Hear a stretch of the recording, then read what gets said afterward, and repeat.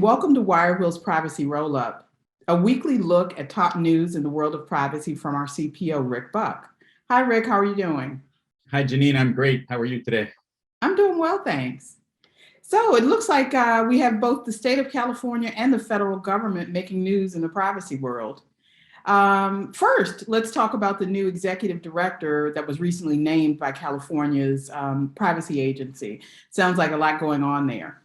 Yeah, and both of these stories are, kind of relate to each other. It's news about some high-level people, one at the state level in California and one at the federal level up on the Hill.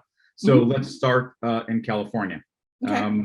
As we all know, this day was coming. CCPA is maturing. The California Protection Agency, which was a result of the CCPA and the CPRA, had formulated a committee, and the committee has put forth a new executive director. The new executive director is someone with great industry pedigree and is well known throughout the industry. His name is Ashkan Soltani. He's the former chief technologist for the FTC, and he was a senior advisor in the Obama White House, and will be the committee's first executive director. As I mentioned on earlier calls, Mr. Soltani is a Georgetown University Law School professor and fellow at both the Institute for Technology, Law, and Privacy, and also the Center on Privacy and Technology. And on top of that, he was one of the people that was very involved in the drafting of CCPA and CPRA. And if that's not enough, he's been a leading activist and a vocal supporter of the technologies surrounding global privacy controls and the Privacy Control Initiative. Wow.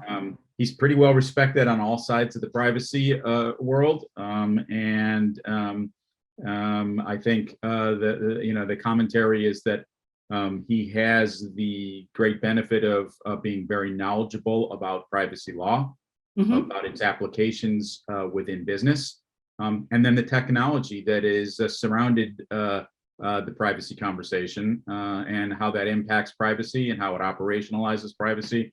So he will be an interesting first pick to lead the committee. His first day was this past Monday, and more news to come on that. I would say in general, this news is very good news. People are very excited about the fact that he is leading this group and this team in California. They'll be responsible for the oversight of enforcing CCPA and CPRA. And so it'll be interesting. But the other side to that is, it's expected that he's going to take a very aggressive stance on privacy and enforcing CPRA and CCPA compliance. And we'll see what that means as 21 ends and 22 unfolds. So more to come on the great state of California. Sounds good. Again, they're leading the way, right? As always. Absolutely. Absolutely. Wow. So as you mentioned, it sounds again like the FTC, a memo came out from their chair, Lena Khan, from the commission, and it sounds like their vision and priorities are shifting. So sounds like it was a huge announcement. Yeah, you know what?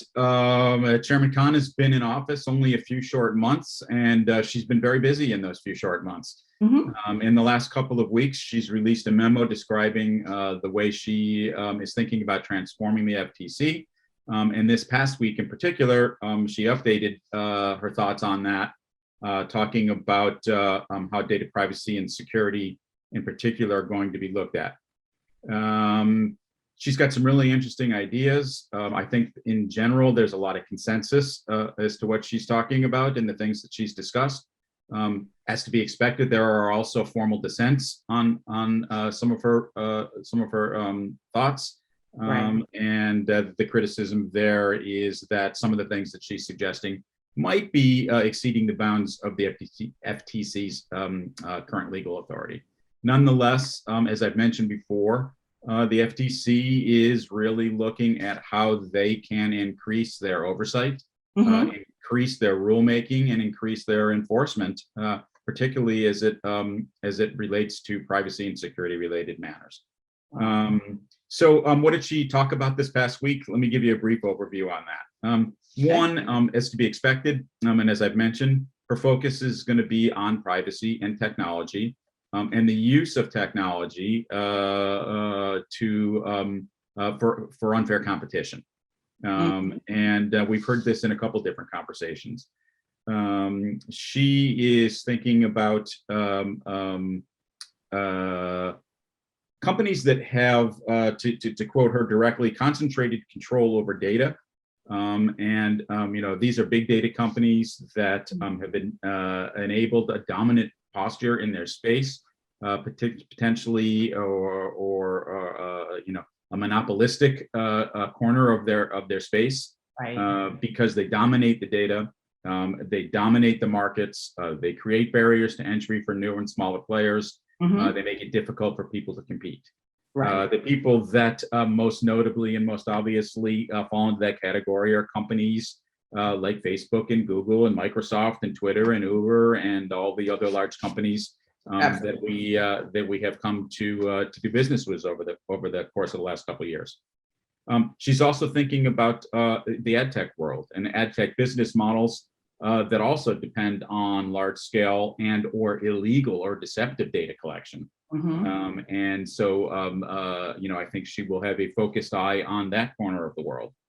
She's thinking about children's technology and how we can enhance technology and legislation beyond COPA or to enhance COPA that protects children.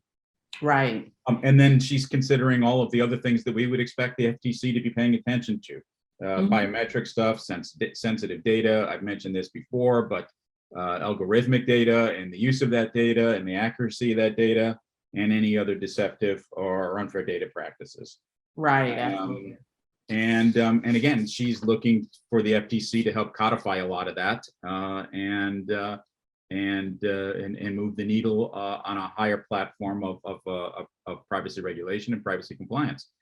So we'll see where that goes. It's all very exciting news. She, like Mr. Soltani, have the reputation of being very hawkish and very pro-consumer, and I think those are good things. If you are a business that is complying and can comply easily with the laws, I think you'll be a fan of both of these people. If you are trying to skirt the law, if you're trying to be deceptive, you may have more interaction with California or the FTC than you probably bargained for. Right. Well, California has truly set a precedence in terms of, all of their, AG activities. And so, thus goes privacy as well. Yeah, and one point that I should also make, one of the things that Commissioner Khan is talking about is, I think really taking a harder look at, and this is a recurring theme every week in our reporting, is the need for a federal privacy legislation that would preempt individual state privacy legislation. And so it'll be interesting to see how she can influence that. And it'll be interesting to see how states like California look at that as something that is accretive or something that's competitive to the things that they're doing at the state level. So it'll be really interesting to see how that all unfolds. Absolutely. I definitely would agree. And I'm sure that our viewers agree too. So as we always say, never a dull moment in privacy world, right? Never a dull moment.